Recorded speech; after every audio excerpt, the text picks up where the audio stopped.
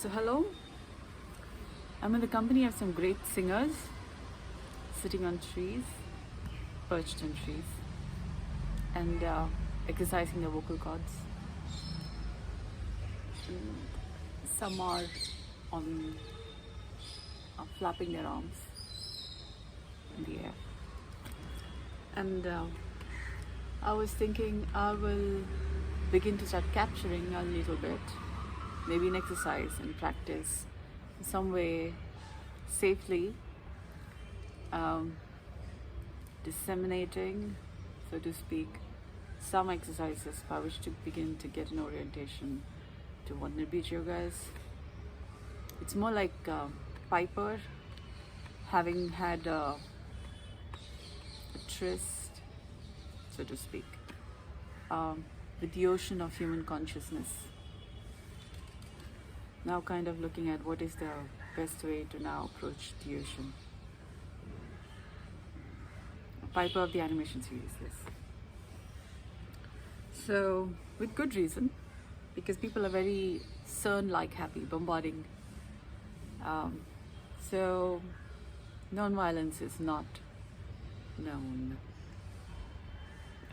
So, in facilitating original humane intelligence, organic, non-violence, and all of that, it is important to speak in a language that makes the difference, that differentiates without disharmonizing what things are. It gently moves into betterment, like ice melts and becomes water. Yeah. Otherwise, we don't want to fracture anything, yeah, disturb anything, how things are. Becoming better, evolving gradually. Because sudden movements has not been so very nice, because Pangea became continents. We don't want those kind of things. Yeah. So what I'm doing here is an attempt to capture a little bit in some way on what can be said, what not. I don't know how much is going to work, but I'm going to try, so that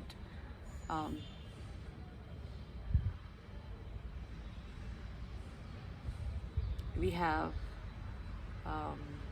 information moving through from the practice of speaking, and then iteratively coming at what's better said than not, and yeah, and what is better not said.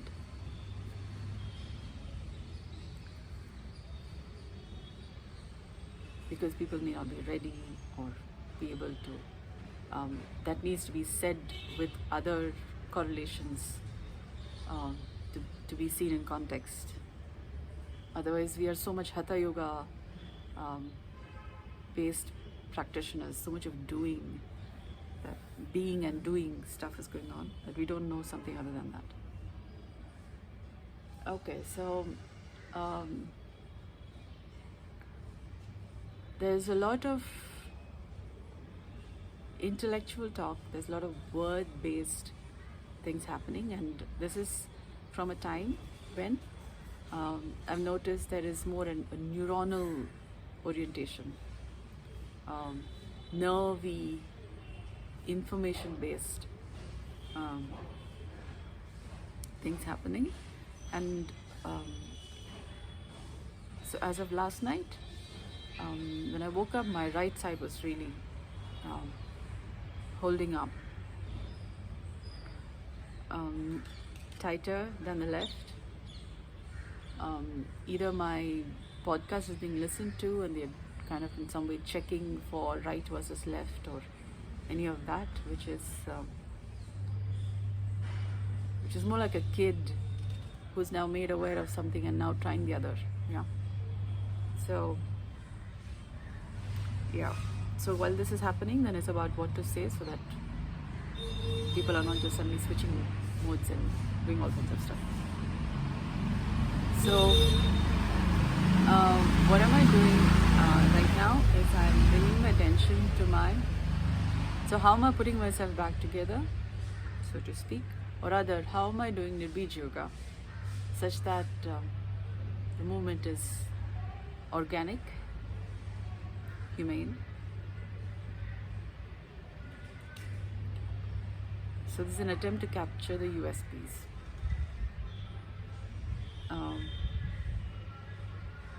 So I'm bringing my attention to my nose, the tip of my nose, and the nasal septum seems to be off slightly to the left. The nasal tip at least is slightly off to the left.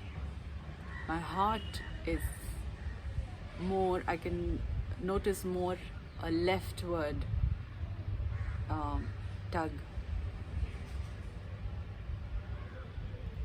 There is more a pull towards the left. And my fox seems to be like this.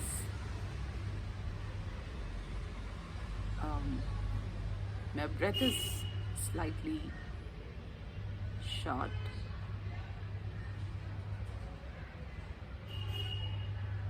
And my thinking is more open to the left and right is more this way. It's more contracted, like the muscles of my brain are contracted more on the right.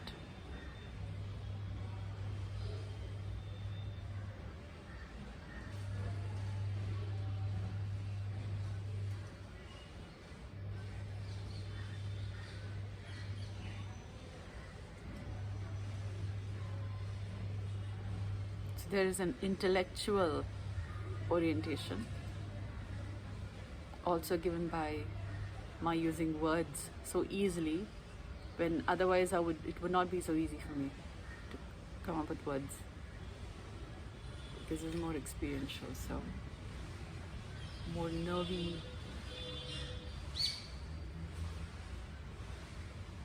Which seems to be more comfortable because we are more word oriented, but that's also what's keeping us separate, maintaining the hatha,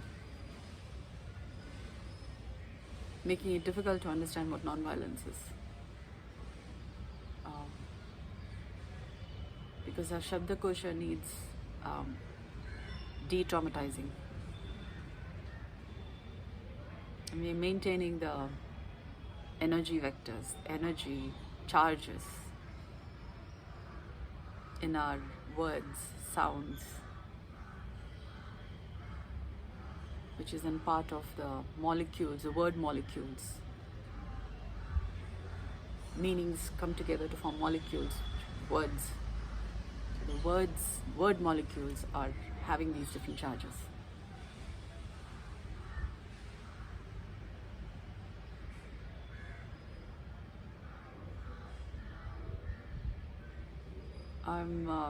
So there is already the practice going on, so I'm attempting to word it, so there is a little bit of the experiential part. So my nervous system is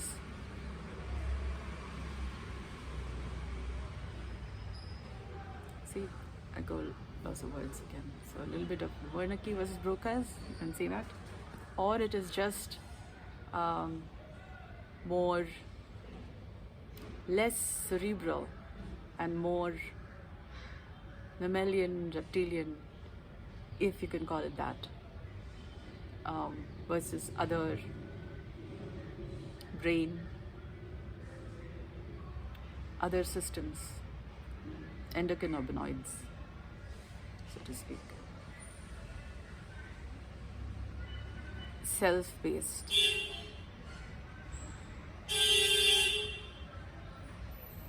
Systems.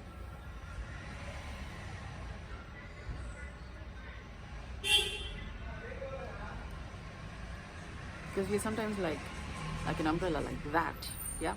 Cerebrum, mammalian, reptilian, and we don't quite, so we're more centrifugated than centripetal.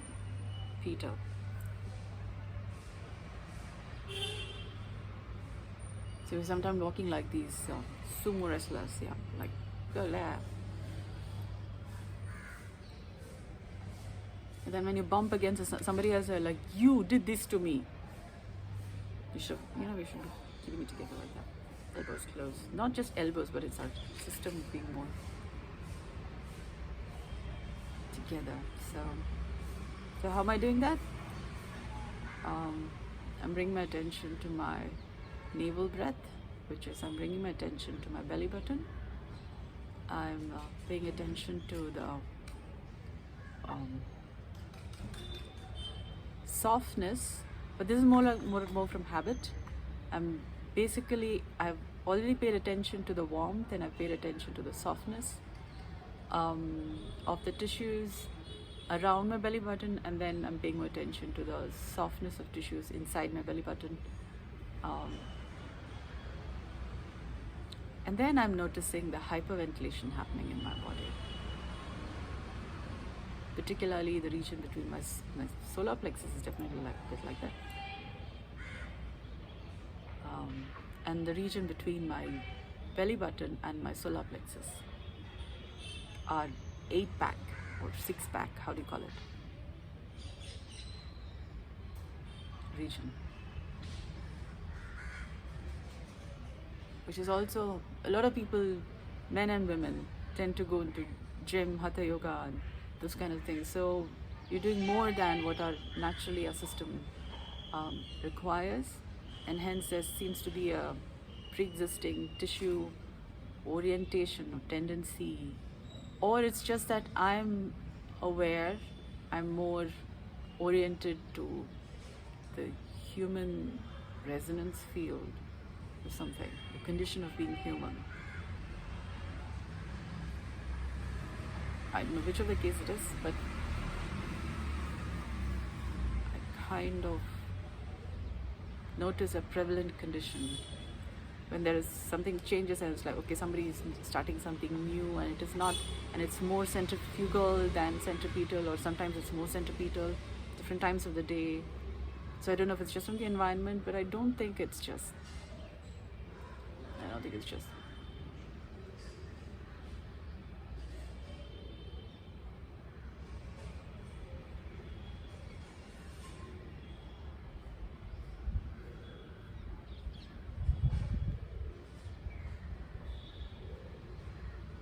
Sometimes when I'm giving the weather report, I sometimes do wonder. Okay, but I do need to mention that. So I do say, I have a sense that what I'm doing is new, like really new. I've been knowing this in some time. I'm also saying this because within our human system, when we are aware, we can also notice time, past, present, future, as in a nervous orientation or memory or taglines. It may not be just taglines, but it's in some way vectors, directions by which we can know past, present, kind of. I cannot say tags. Looking for words in there, but this is where I need to practice more, so I get those words I wish to say. You can know time, old, new, how old, new.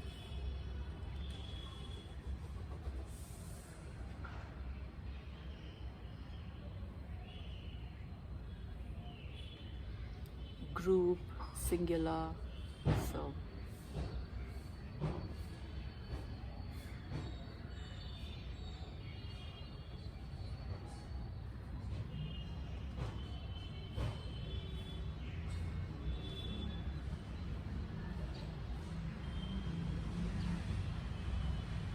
I'm more practicing it than speaking the work. So I'm noticing the hyperventilation happening in the region of my, is it the midriff? Okay. I have to see what exactly do you mean by midriff? Is it just that line? There's a hairline, yeah, between the solar plexus and the belly button. Or are you talking about the region to the left and right also, which constitutes your backs? All of that? What exactly do you mean? I need to see. So Paying attention to the hyperventilation. It's like that. So I'm paying attention to the hyperventilation happening, and I am bringing my attention to the rhythms of my tissues. The way I know is natural to my tissues. Well, I'm not just bringing attention to it. I'm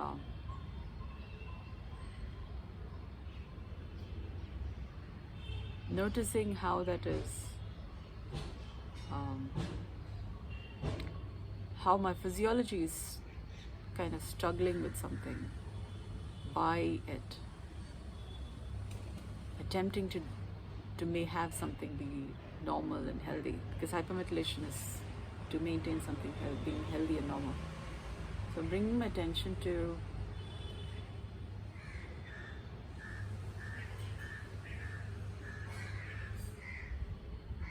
the rhythms of my tissues.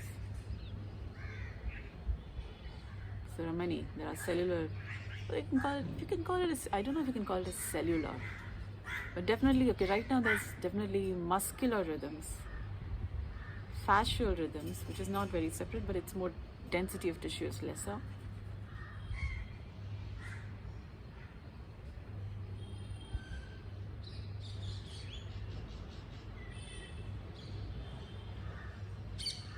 And the hyperventilation is reducing.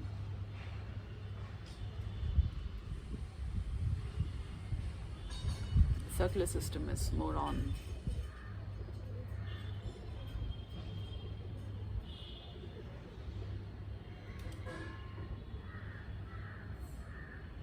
So no matter what's giving rise to this hyperventilation is not traumatized into a different sudden change of pace or sudden change of direction.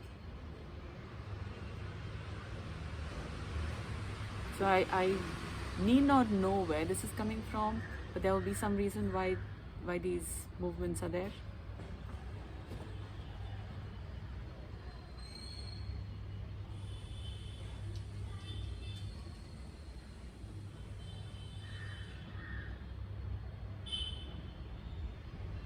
It's more humane. It is humane. Because this respects the unknown. Just because you don't know something, why something is happening, doesn't mean you need to now set it right without even knowing what you're setting right.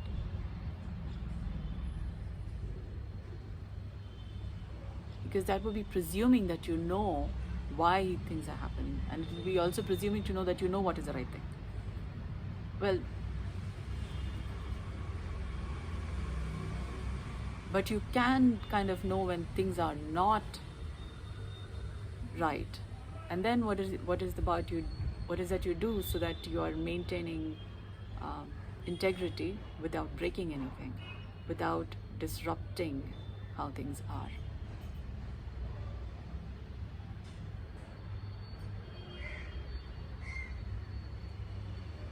And everything has a reason. And everything is in different stages of development, in different stages of becoming.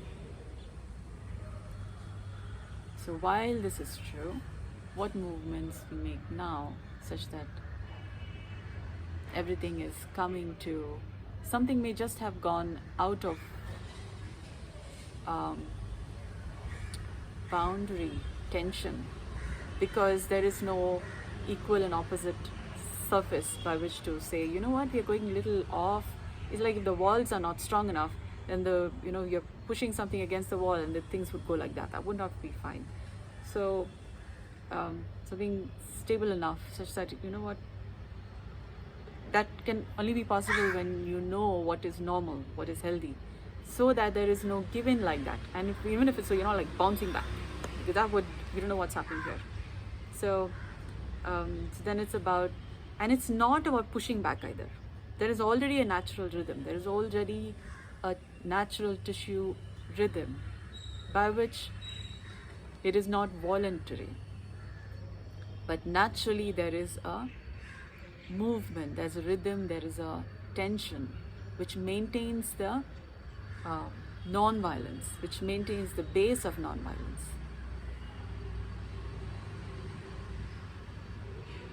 Which is non-violent.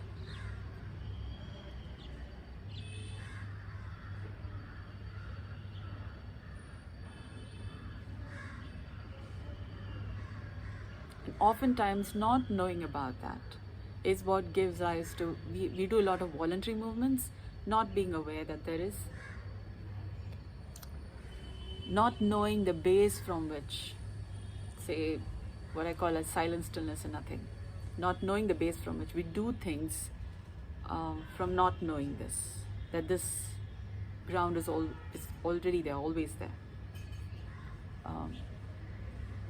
And what is always there is in different levels, different layers of awareness. What I call as dharma. Well, dharma is in ground, but just like the earth has several layers, strata, so to speak, in its earthiness. So similarly, different textures, different.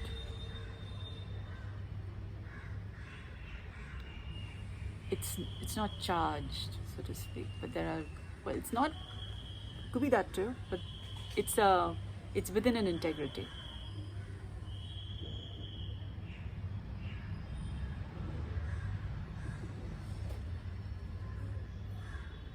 Different levels of integrity, like we have the skin of a certain integrity, subcutaneous tissue, fascia, muscles, deep fascia, blood, plasma, well, it's part of it, but CSF, bones, marrow, space, all in different integrities, tensions.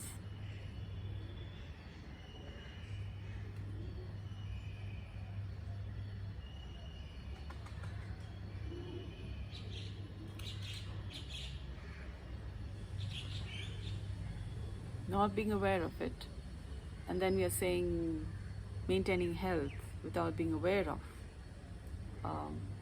And this is just the anatomy of it. When we go into physiology, each are in different rhythms, movements, interrelated. So without knowing them, when we go to fix a problem, without knowing these anatomical co-reference correlations, and how the physiology, one is structure and one is the rhythms and the dynamics from the structure working together, that forms physiology.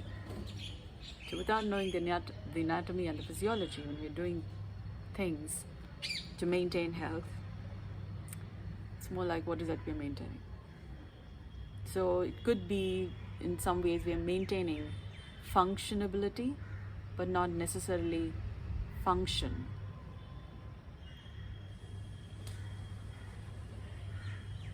It's more like, okay, the car is not working as well, so you fix the parts, you make it work, but it may not be Olympic level car. Yeah, it's working, you're making it work. Go. But I mean, you may be having things go that way, but it's not really as optimum as it can be, should be. And then over time, when one, too many start functioning at that level, then we have a system which has spaces for corruption, which has spaces for suboptimal performance, undermining, doing things with a lot of dramas going on. And then what's the quality of living? What is our quality of health, wealth and wisdom? From the system being one individual, many, system functioning from these spaces, from things having had come to be like that. So in the practice of Nirbeeja Yoga, one, it is at least we are not adding to the violence, and another is we are from a base of non-violence. There is a non-violent field. Call it, it's not a field, but it's a field of integrity,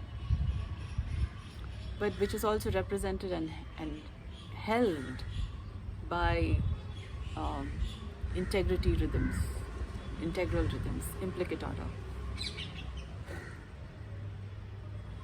implicate integrity, which is also the order. Integrity in order. And what we often perceive as chaos is from several levels of unknown order. So when we are dealing with chaos, without really contemplating on the order, and without inquiring into why they are, and we go fixing things, dealing with things, we are dealing with what we don't know if we should even be meddling with to begin with.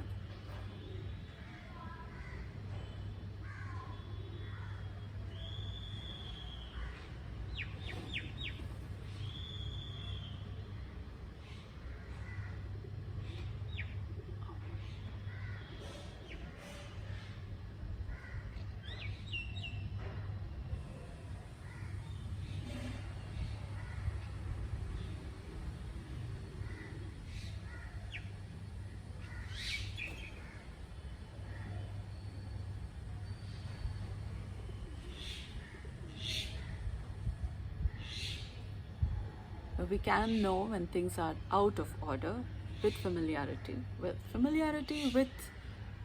With mindfulness of, but to become aware of what is non-violent, to become aware of what is harmonious, where the microcosm is in continuous tension, continuous intention, in sync with the intention of the macrocosm. One needs to come through several levels of what is other than that, or rather noticing what is, and then coming to what is this integral implicate order. The rhythms that maintains the implicate order, maintains implicate order, and then coming at what betters it. So